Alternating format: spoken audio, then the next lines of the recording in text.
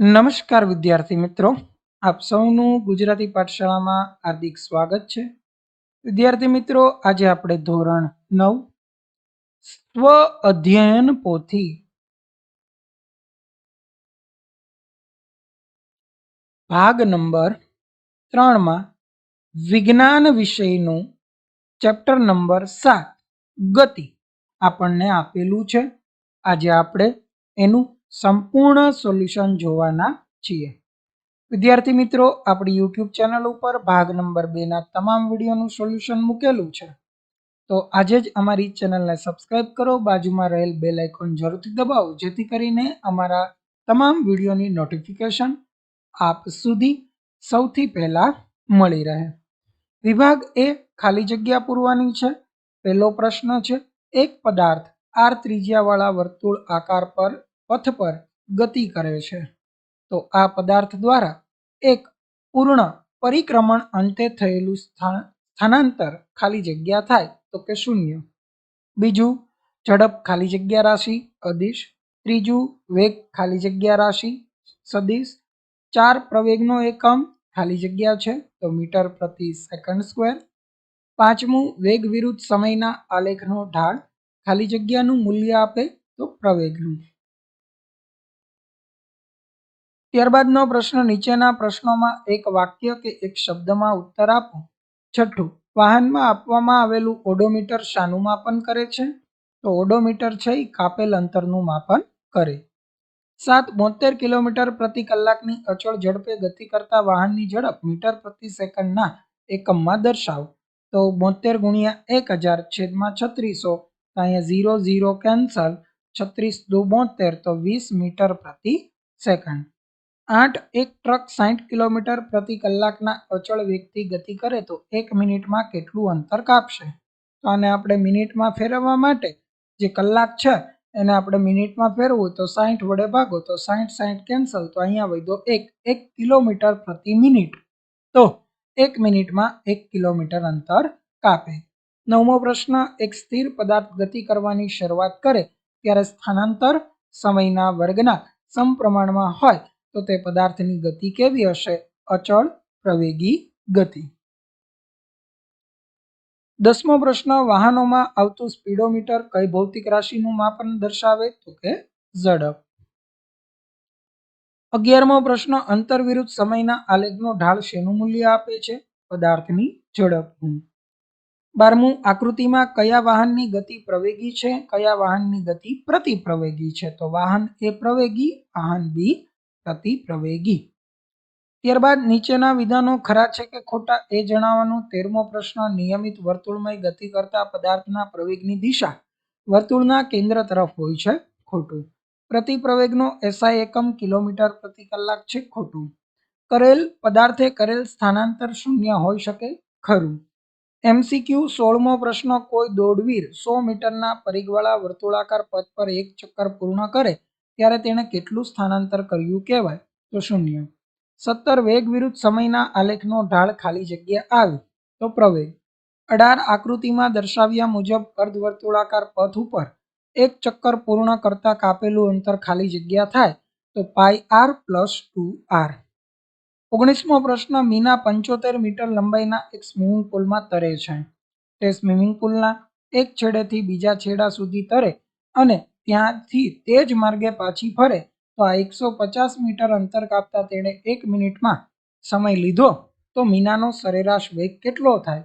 તો 0 મીટર પ્રતિ સેકન્ડ ઇનવર. 20મું, અચળ વેગથી ગતિ કરતા પદાર્થનો પ્રવેગ ખાલી જગ્યા થાય શૂન્ય. નીચેના પૈકી કઈ સદિશ રાશિ નથી? ઝડપ. વિભાગ બી ના પ્રશ્નો, તો એમાં આપણે તફાવત આપવાનો છે નિયમિત ગતિ અને અનિયમિત ગતિ. તો સૌ પ્રથમ નિયમિત ગતિ. આ પ્રકારની ગતિમાં પદાર્થ એક સરખા સમયગાળામાં એક સરખું અંતર કાપે છે. અનિયમિતમાં એક સરખા સમયગાળામાં એક સરખું અંતર કાપતો નથી. નિયમિત ગતિમાં અંતર વિરુદ્ધ સમયનો આલેખ સુરેખ હોય, અનિયમિત ગતિમાં અંતર વિરુદ્ધ સમયનો આલેખ સુરેખ હોતો નથી. 23મો પ્રશ્ન, મહેશભાઈ જે છે એ બહારગામ જવા માટે કારમાં બેસે ત્યારે તેનું ઓડોમીટર 1800 કિલોમીટરનું અવલોકન બતાવે. નિયત સ્થાને પહોંચ્યા બાદ ઓડોમીટર 2100 કિલોમીટર દર્શાવે તો આ 6 કલાકમાં જેટલો સમય લાગ્યો હોય તો કારની સરેરાશ ઝડપ શોધો. તો કાપેલું અંતર કેટલું? તો કે 2100 માઇનસ 1800 એટલે કે 300. સમય 6 કલાક. સરેરાશ ઝડપ મેળવવી હોય તો કાપેલું અંતર છેદમાં કુલ સમય 300 કિલોમીટર છેદમાં 6 કલાક તો 50 કિલોમીટર પ્રતિ કલાક.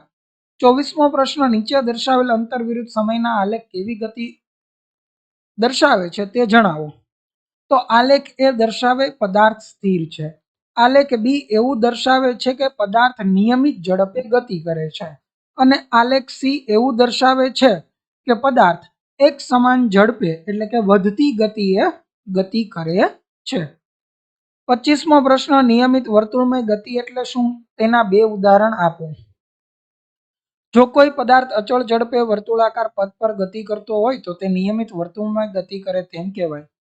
ઉદાહરણ તરીકે ઘડિયાળના સેકન્ડ કાંટાનો છેડો ઘડિયાળના ડાયલ પર નિશ્ચિત સમયમાં વર્તુળ ગતિ કરતો હોય છે, તેથી તેની ગતિને નિયમિત વર્તુળમય ગતિ કહેવાય. ચંદ્ર પૃથ્વીની આસપાસ નિશ્ચિત સમયમાં વર્તુળમય ગતિ કરે છે, તેથી તેને પણ નિયમિત વર્તુળમય ગતિ કહેવાય. 26મા પ્રશ્નમાં આપણને ઝડપના મૂલ્યોને ચડતા ક્રમમાં ગોઠવવાના છે, પરંતુ અહીંયા મીટર પ્રતિ સેકન્ડ, મીટર પ્રતિ મિનિટ, કિલોમીટર પ્રતિ કલાક અને કિલોમીટર પ્રતિ મિનિટમાં આપેલા છે. તો સૌ પ્રથમ આપણે એને એક એકમમાં મીટર પ્રતિ સેકન્ડમાં ફેરવીએ. તો અહીંયા 200 મીટર પ્રતિ મિનિટ, તો મિનિટને 60 વડે ભાગી દઈએ એટલે સેકન્ડમાં કન્વર્ટ થઈ જાય. 0 0 કેન્સલ, 20 × 6 3.33. ત્યારબાદ 36 કિલોમીટર પ્રતિ કલાકને મીટર પ્રતિ સેકન્ડમાં ફેરવવા માટે 1000 વડે ગુણો અને 3600 વડે ભાગો તો 10 મીટર પ્રતિ સેકન્ડ. 25 કિલોમીટર પ્રતિ મિનિટને ફેરવવા માટે 25 ગુણ્યા 1000 છેદમાં 60 તો 2500 છેદમાં 6 તો 416.66. તો ચડતા ક્રમમાં સૌ પ્રથમ આ 20 મીટર પ્રતિ મિનિટ વાળું આવશે, ત્યારબાદ 36 કિલોમીટર પ્રતિ કલાક વાળું આવશે, ત્યારબાદ 20 મીટર પ્રતિ સેકન્ડ અને છેલ્લે 25 કિલોમીટર પ્રતિ મિનિટ. 27માં એક દડો શિરોલંબ દિશામાં ફેંકતા મહત્તમ ઊંચાઈ પ્રાપ્ત કરીને ત્યાંથી પાછો આવે તો તેની ગતિ માટે વેગ વિરુદ્ધ સમયનો આલેખ તો અહીંયા આપેલો છે. 28મો પ્રશ્ન, વેગ અને પ્રવેગનો તફાવત લખવાનો. તો કે એકમ સમયમાં કરેલા સ્થાનાંતરને પદાર્થનો વેગ કહેવાય. એકમ સમયમાં પદાર્થના વેગમાં થતા વધારાને પ્રવેગ કહેવાય. વેગનું સૂત્ર સ્થાનાંતરના છેદમાં સમય, પ્રવેગનું વેગમાં થતો ફેરફારના છેદમાં સમય. વેગનો SI એકમ મીટર પ્રતિ સેકન્ડ, પ્રવેગનો SI એકમ મીટર પ્રતિ સેકન્ડ સ્ક્વેર. ત્યારબાદ વિભાગ સી ના પ્રશ્નો, નીચે આપેલ પરિસ્થિતિ શક્ય છે કે નહીં તે જણાવી ઉદાહરણ સાથે તમારો જવાબ આપો. પહેલું, કોઈ પદાર્થ કે જેનો પ્રવેગ અચળ પણ વેગ શૂન્ય હોય. કોઈ પદાર્થ કે જે નિશ્ચિત દિશામાં ગતિ કરતો હોય તથા તેનો પ્રવેગ લંબ દિશામાં હોય. તો અમુક ઊંચાઈથી મુક્ત પતન કરતો પદાર્થ, મુક્ત પતન કરતા પદાર્થનો પ્રારંભિક વેગ શૂન્ય હોય પણ તેનો પ્રવેગ 9.8 મીટર પ્રતિ સેકન્ડ સ્ક્વેર જેટલો અચળ હોય છે. બીજું, નિયમિત વર્તુળમય ગતિ કરતો પદાર્થ એટલે કે નિયમિત વર્તુળમય ગતિ કરતા પદાર્થના કિસ્સામાં વર્તુળ માર્ગના જે તે બિંદુ આગળ પદાર્થનો વેગ ત્યાં દોરેલ સ્પર્શકની દિશામાં હોય છે પણ તેનો પ્રવેગ કેન્દ્રગામી હોય છે, અર્થાત પદાર્થનો વેગ અને પ્રવેગ પરસ્પર લંબ હોય છે. 29મા પ્રશ્નમાં એક મોટર કાર 10 સેકન્ડમાં સ્થિર સ્થિતિમાંથી 72 કિલોમીટર પ્રતિ કલાકનો વેગ પ્રાપ્ત કરે તો એના પ્રવેગનું મૂલ્ય ગોતવાનું. તો v 72 કિલોમીટર પ્રતિ કલાક તો 72 ગુણ્યા 1000 છેદમાં 3600 તો 20 મીટર પ્રતિ સેકન્ડ. પ્રારંભિક u 0, સમય 10 સેકન્ડ તો પ્રવેગ એ બરાબર